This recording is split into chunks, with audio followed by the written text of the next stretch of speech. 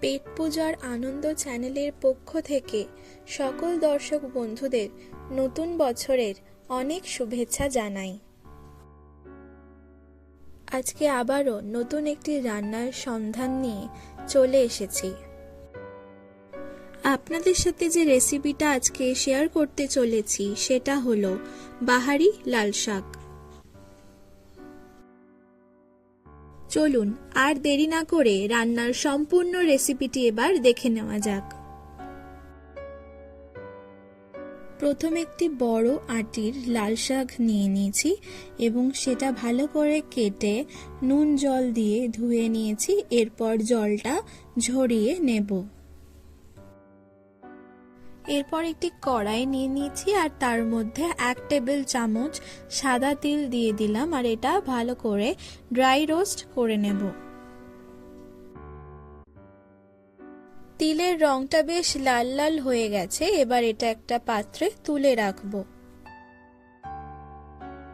এরপরে একই কড়াইয়ে 1 টেবিল চামচ পোস্ত দিয়ে দিলাম আর এটাও ড্রাই রোস্ট করে নেব।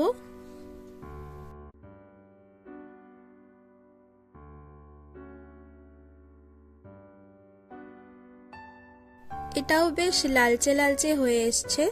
এটা এখন একটি পাত্রে তুলে রাখবো। এরপর একটি কড়াইয়ে পরিমাণ মতো সরষের তেল দিয়ে দিলাম আর তেলটা ভালো করে গরম করে নেব। এর মধ্যে এবার কিছু মসুর ডালের বড়ি দিয়ে দিচ্ছি আর এটা ভালো করে ভেজে নেব। আপনারা চাইলে এখানে বিউলির ডালের বড়িও ব্যবহার করতে পারেন। বড়িগুলো ভাজা হয়ে গেছে, এবার তুলে রাখবো। এই একই তেলে 1 চা চামচ কালো জিরে আর 4টে পাকা লঙ্কা দিয়ে দিলাম। এর মধ্যে এবার জল ঝরানো লাল শাকগুলো দিয়ে দিলাম আর ভালো করে ভেজে নেব।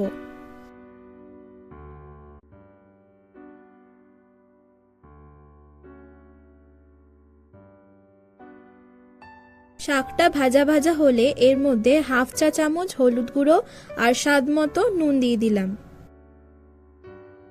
ভালো করে নাড়িয়ে চাড়িয়ে নেব। এরপর চাপা দিয়ে দিচ্ছি যাতে শাক থেকে সম্পূর্ণ জলটা বেরিয়ে আসে।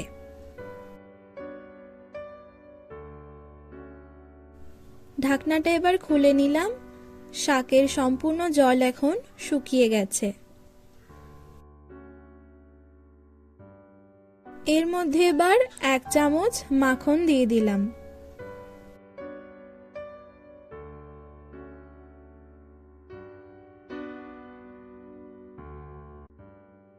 এরপর আগে থেকে ড্রাই রোস্ট করে রাখা সাদা তিল এবং পোস্ত দিয়ে দিলাম।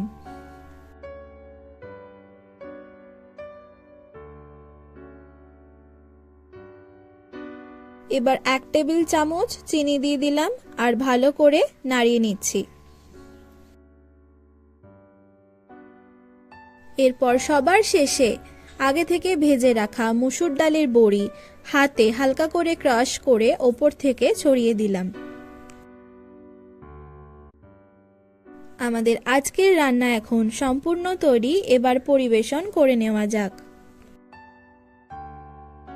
বাহারি লাল শাক এখন সম্পূর্ণ রেডি অ্যান্ড সার্ভড।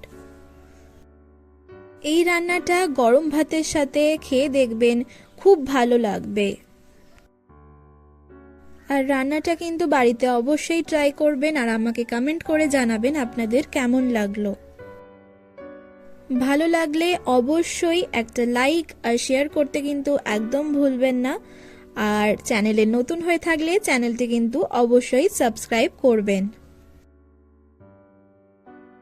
তাহলে আজ এখানেই বিদায়। ধন্যবাদ।